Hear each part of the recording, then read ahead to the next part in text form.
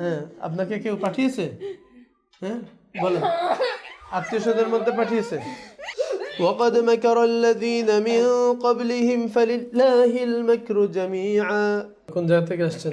মুন্সিগঞ্জ দিঘির পাড়, টঙ্গিবাড়ি থানা। আমার মেয়ের সমস্যা, ও প্রায় 1 বছর আগে এইভাবে স্বপ্নে অনেক কিছু দেখতো, খাতা বা কম্বল নিচে টাইনা ফেলায়, কম্বল খামচি দিত, খামচির দাগও দেখতাম। আমি নিজেই সুরা পইরা ফু দিতাম, দুরূদ শরীফ পইরা অন্যান্য পইরা ফু দিতাম। বিয়ে হইল, বিয়ের পরে যখন নাকি ওর স্বামীরে অন্যরকম চেহারা দেখে, এখন আমার বিয়ের 3 দিন পর যখন ওর স্বামী আইসা নিয়ে যাইব, তখন আমি বললাম যে হুজুর আইন না, আমার বাড়ির পাশে হুজুর আইন না, একটু ঝাড়ফুঁক দিয়ে দেখ, তার কোনো সমস্যা না হয়। হুজুর আসার পরে জিন সুরা পড়লো, 1 থেকে 7, 2-3 বার পড়ার পর এই পাগলামি শুরু হয়ে গেল গা। হুজুরের সূরা জিন পড়লো। জিন পড়লো। হুজুরের কি কারণে আনাইছিলেন? তখন কি প্রবলেম ছিল? প্রবলেম ছিল ওই ভয় পাইতো শ্বশুর বাড়ি গেলে। মানে সমস্যা তো আর আগে থেকে ছিল। আমি কলেজে যখন ছিলাম তখন থেকে পড়াশোনা করতে পারতাম না, সব ভুলে যেতাম। কিন্তু মানে এই যে রাতের বেলা ভয় পাইতাম, আমার হাত পা ঘামচি দিত, আর অনেক কিছু মনে হইতো কেউ মানে সাথে ইন্টিমেট হইতেছে, এরকম অনেক কিছু হইতো। তা আমি ভাবছি আমি মনে হয় পড়াশোনার প্রেশারে এরকম হয়েছে, এই জন্য কোনো ট্রিটমেন্ট করে এনে ডাক্তার দেখাইছিলাম। কিন্তু বিয়ের আগে থেকে সমস্যা হইতেছিল, যেমন হলুদ বৃদ্ধি, মানে এগুলোতে অনেক শরীর অসুস্থ হয়ে গেছিল। আর বিয়ের 3 দিন পরে মূল সমস্যাটা বিয়ের পরে বাড়ছে। বাড়ছে। বিয়ের আগেও ছিল, পড়াশোনা যখন করছে তখনও ছিল, কিন্তু তখন এটা সহনীয় পর্যায়ে ছিল। কিন্তু বিয়ের পরে এটা বেড়ে গেছে, তখন আপনারা হুজুরের কাছে নিছেন বা হুজুরের বাসায় নিয়ে আসছেন। তখন হুজুরে আবার এটা সূরা জিন তেলাওয়াত করার পর এটা আরো বেড়ে গেছে, তখন কমে নাই। তখন এই ভেঙ্গেলায়, কিন্তু আপনারা তো আমল করছেন কমার জন্য, কিন্তু এটা আরো বেড়ে গেছে। তো বাড়ার পরে কি করলেন? তারপর করে হুজুরে কিছু ঝাড়ফুঁক দিল, কিন্তু একটু শান্ত হইলো। কিন্তু এর পরের দিন আবার অবস্থা খারাপ, হুজুরে গেছে গা, এসে আরেক হুজুরের কাছে নিয়ে গেলাম, আরেকজনের দিয়ে জিন হাজির করলো, বললো যে কার উপরে হাজির করলো? মানে লাগে আরেকজন, হ্যাঁ তুলারাশি, মানে আপনার মেয়ের উপরে না, না না, অন্য একজনের উপরে হাজির করছে, সেটা হলো তুলারাশি। তুলারাশি জিন বললো যে ওর সাথে জিন আছে। এই জিন কয়েকটা মারলো, এরপরে তাবিজ দিল। এরকম কতদিন করলো? এরকম প্রায় কয়েকদিন, কিন্তু কোনো কাজ হইল না। মানে মারার পরেও কাজ হয় না? কাজ হয় নাই, খালি মারছে। রাখি আনলাম, তো রাখি ট্রিটমেন্ট করলো, রোকেয়া বাড়িতে নিয়ে আসলাম। কয়েকবার রোকেয়া করার পর আমল দিত, আমল করতে পারতো না।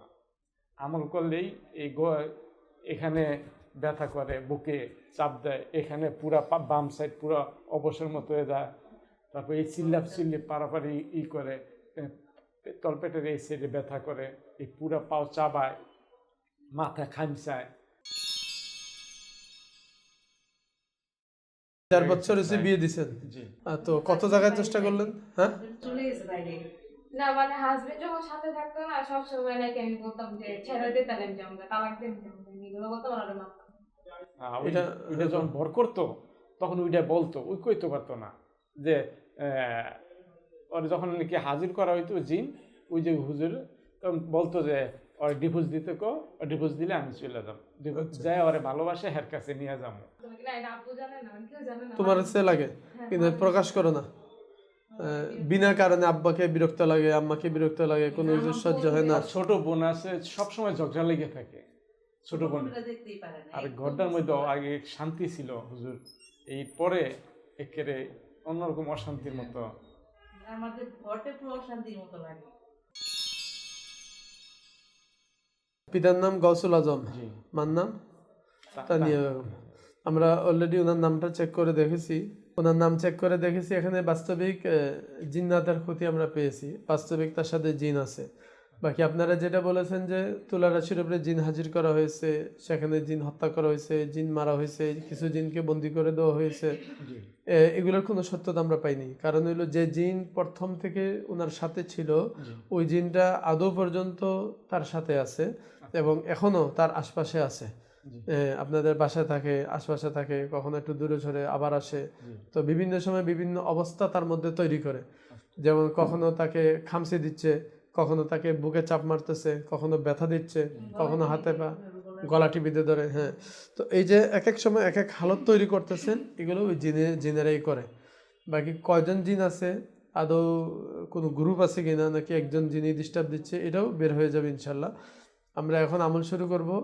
এই আমল শুরু করলে জিনটা এখনই চলে আসবে ইনশাল্লাহ। আমরা এখনই তাকে ডাকবো, ডাকলে সে এখানে আসতে বাধ্য হবে। আমরা কোনো তুলার শরীর ডাকবো না, আমরা সরাসরি রোগীর উপরেই ডাকবো। তো ওনার উপরেই আসবে। আসার পর তার থেকে জবানবন্দি নিয়ে ইনশাল্লাহ এটা চিরতরে আমরা এটাকে বিদায় করে দেবো।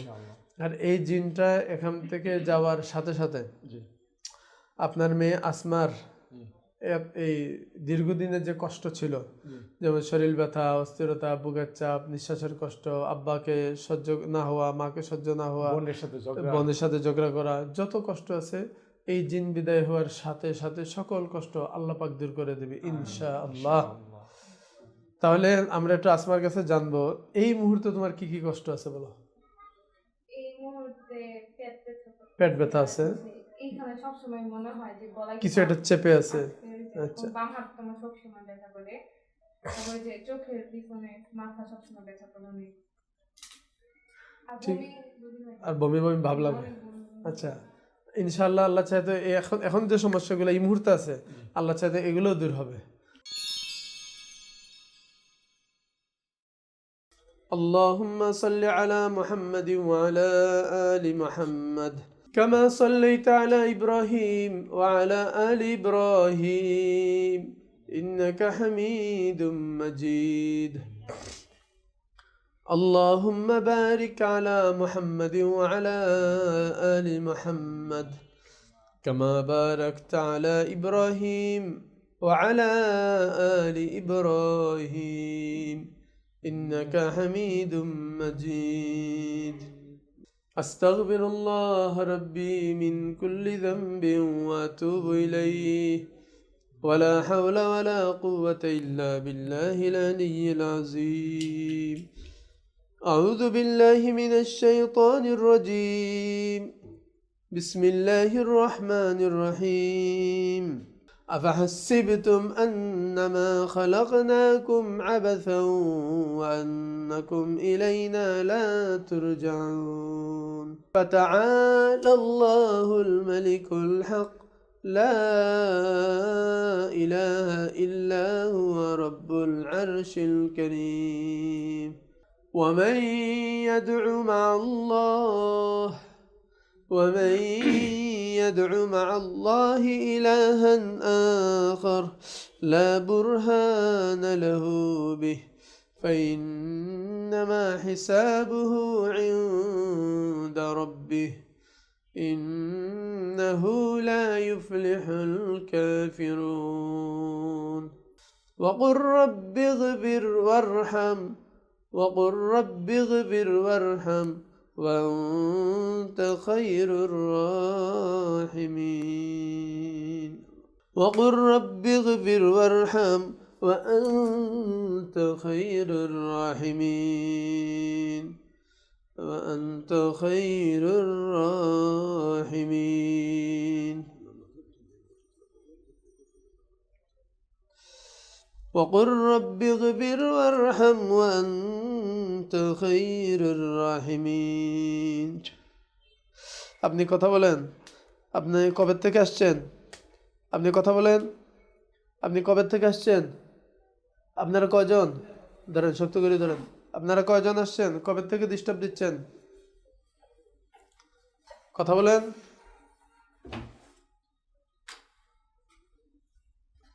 আপনি কথা বলেন। ওর ডান হাতটা এদিকে দেন, ডান হাত দেন। হ্যাঁ, আমি একটু ওকে আটকে রাখি যাতে সে কখনো ছুটতে না পারে। আমি আপনাকে বেঁধে দিলাম, আটকে রাখলাম। আপনি কথা বলেন, সহজে আপনাকে ছেড়ে দেওয়া হবে। আর যদি কথা না বলেন, আপনাকে শাস্তি দেওয়া হবে, আপনি কষ্ট পাবেন। আপনি খুব দ্রুত কথা বলবেন, সময় নষ্ট করবেন না। কবে থেকে আসছেন?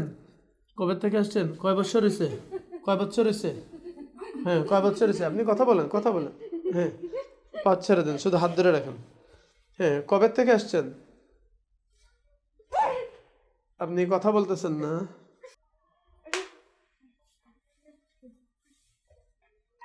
বিসমিল্লাহির রহমানির রহিম কাফা ইয়া আইন সাদ। তাহলে কথা বলেন না শাস্তি দেব, কথা বলেন। হ্যাঁ কথা বলেন। কয় বছর হয়েছে আসছেন? আপনি কথা বলতে হবে, কথা বলেন। কবে থেকে আসছেন? আপনি কিন্তু কঠিন শাস্তি পাবেন, আপনি কষ্ট পাবেন। আমরা আপনাকে কষ্ট দিতে চাচ্ছি না, আপনি খুব দ্রুত কথা বলেন। কবে থেকে আসছেন? আপনি কি আর আসবেন জীবনে? হ্যাঁ আপনার কখন আসবেন? হ্যাঁ আপনাকে চালান করে পাঠাইছে? হ্যাঁ চালান কেটে দিলে চলে যাবেন? আউযু বিল্লাহি মিনাশ শাইতানির রাজীম। আফাহাসিবতুম আন্নামা খালাকনাকুম আবাসাও ওয়া আন্নাকুম ইলাইনা লা তুরজাউন। আফাহাসিবতুম আন্নামা খালাকনাকুম আবাসাও ওয়া আন্নাকুম ইলাইনা লা তুরজাউন। আপনি কি আর আসবেন? কথা বলেন। আপনি কি আর আসবেন? হ্যাঁ চলে যাবেন? আপনি চলে যাবেন? আপনি কথা বলেন। কি বলবো আমি আসমা? আপনি কি এটা লড়ছেন না? লড়ে নাই, ঠিক আছে।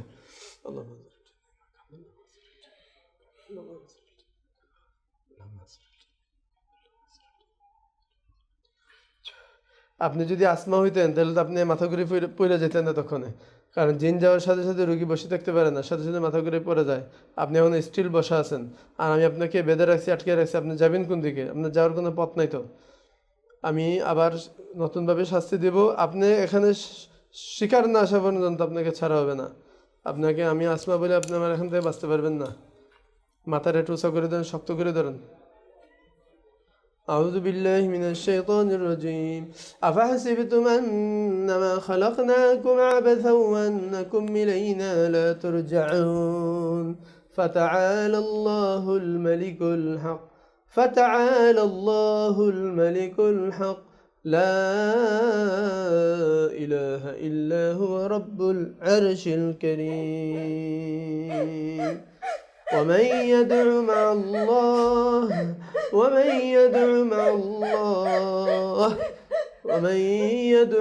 الله إلها آخر لا برهان له به فإنما حسابه عند ربه إنه لا يفلح الكافرون وقل رب اغفر وارحم وأنت خير الراحمين بسم الله الرحمن الرحيم كافها يا عين صاد كافها يا عين صاد। আজ জীবনে আসবেন? আর কখন আসবেন? কথা বলেন না।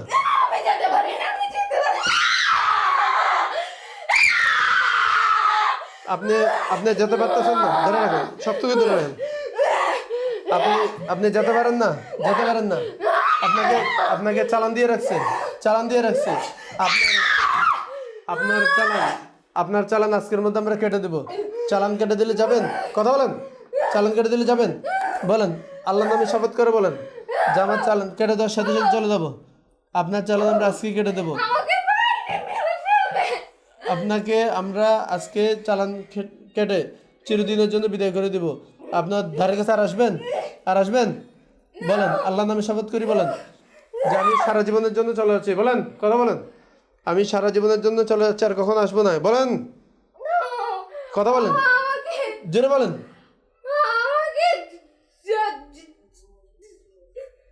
কথা বলেন। আর জীবনে আসবেন?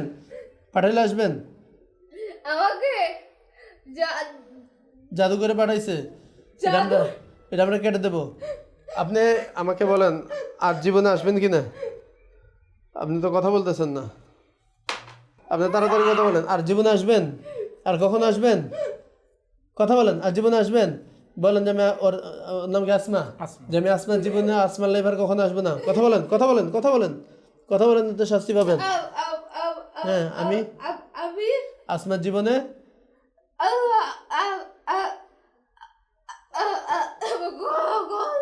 গলায় আটকে রাখছে, এবার ছড়াই দিছি। বলেন, এবার বলেন। হ্যাঁ, কথা বলেন। তারে লাইফার আসবেন? আপনাকে কয়টা চালান দিছে? কয়টা পান দিয়ে পাঠাইছে?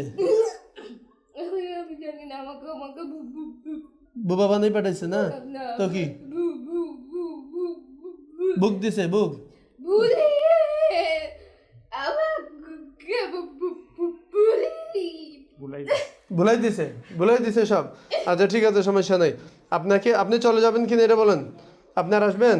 বাইরে আমাকে মেরে মেরে মেরে আপনি এখানে থাকলে, এখানে আসলে আমরা আপনাকে শেষ করে দিব।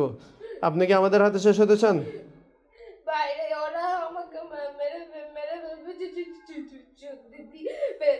আপনি কথা বলেন। আর জীবনে আর আসবেন কিনা কথা বলেন। কথা বলেন আর আসবেন? বলেন আমি সারা জীবনের জন্য যাব। কথা বলেন। আর আসবেন? মন থাকবো?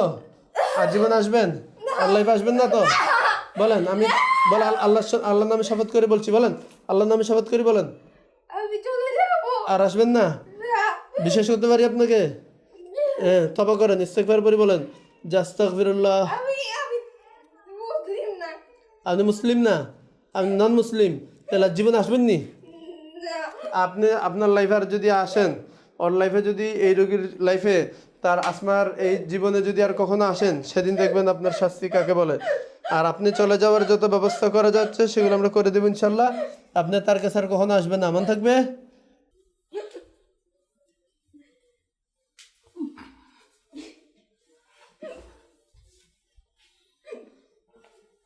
اللهم صل على محمد وعلى ال محمد كما صليت على ابراهيم وعلى ال ابراهيم انك حميد مجيد. بسم الله. واذا مرضت فهو يشفين. وننزل من القرآن ما هو شفاء ورحمة للمؤمنين. হাঁটতে কোনো অসুবিধা হয় কিনা? কোন ধরনের খারাপ লাগে কিনা? ভালো লাগতেছে? ওনার পরিবর্তন আমরা আছে কাজ করে দিচ্ছি, আস্তে আস্তে হবে, 2-4 দিন পরে হবে, 1 সপ্তাহ পরে, বিষয়টা এমন না। এই এখন থেকে হইব, এখন থেকে না। এই পরা পানিটা ওনারে পান করাই দেন। পানি খাওয়ার পর শরীরের দুর্বলতাও কেটে যাবে। একটু দুর্বলতা ছিল, বিসমিল্লাহ বলে 3 বারে পান করেন। প্রয়োজনে একটু দাঁড়ান, হাত পা ঝেড়ে দেখেন, হাইটা দেখেন, কোনো অস্থিরতা, ঘাড়ে ব্যথা, পিঠে ব্যথা, খারাপ লাগা, দুর্বল লাগা কোনো কিছু আছে কিনা। হাঁটেন হাঁটেন হাঁটেন। পুরো শরীর হালকা হয়েছে? এখন আর কোনো রাগ আসে? মন মেজাজ স্বাভাবিক লাগতেছে? আচ্ছা আলহামদুলিল্লাহ। আর কোনো কষ্ট আছে? পিঠে মাথায় কোনো ব্যথা আছে? জোরে বলেন আলহামদুলিল্লাহ। আপনার উপরে মূলত জিন চালান দিয়ে রেখেছিল। আমরা যেটা পাইছি এটা হলো জিন, এই জিনটাকে চালান দিয়ে পাঠিয়েছে, তার সাথে যাতে সর্বক্ষণ লেগে থাকে এবং তার ক্ষতি করে যায়। তো এটাকে চিরদিনের জন্য বিদায় করে দেওয়া হয়েছে। তো এই জিন চাইলেও আর আসতে পারবে না, এমন ব্যবস্থা আছে, সেই ব্যবস্থা আমরা করে দিচ্ছি ইনশাল্লাহ। সব ব্যবস্থাই আজকে হবে।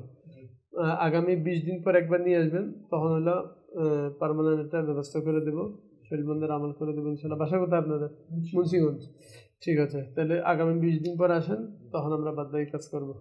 আর এই 20 দিনের মধ্যে কোনো 1 সেকেন্ডের জন্য কষ্ট হয়েছে কিনা, কোনো প্রবলেম হয়েছে কিনা, জিন আরেকবার আসছে কিনা, তারে মাথা ঘুরাই ফালাই দিছে কিনা, খামসি দিছে কিনা, ভয় দেখাইছে কিনা, এগুলো আর কোনো 1 সেকেন্ডের জন্য হয়েছে কিনা জানাবেন ইনশাল্লাহ হবে না। ঠিক আছে?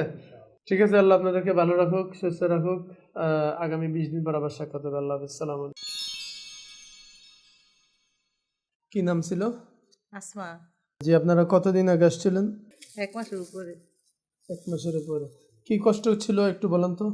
যে জিন্নাত ছিল সাথে, খুব কষ্ট করতো আর কি, খাওয়া দাওয়া করতো না, ব্যথা করতো, পড়ালেখায়। মানে আমরা একটা জিন পাইছিলাম না, জি জিন্নাতের প্রবলেম ছিল, এই জিনটা তাকে কষ্ট দিত। কত বছর যাবত কষ্ট করছে? 3 বছর। 3 বছর। জি 3 বছর যাবত কষ্ট। আচ্ছা, তো যে কষ্টগুলো হইতো এগুলো একটু সংক্ষেপে বলেন। ওদের, বিয়ের পরে এটার প্রকাশ্যে আছে। তো এর আগে রাত্রে আসতো কাছে, খামসি দিত, খেতা টান দিত। তারপরে বিয়ের পরে যেরকম প্রকাশ্যে আসছে, এক ভর করলো, খুব উল্টাপাল্টা চিল্লাচিল্লি পারাপারি।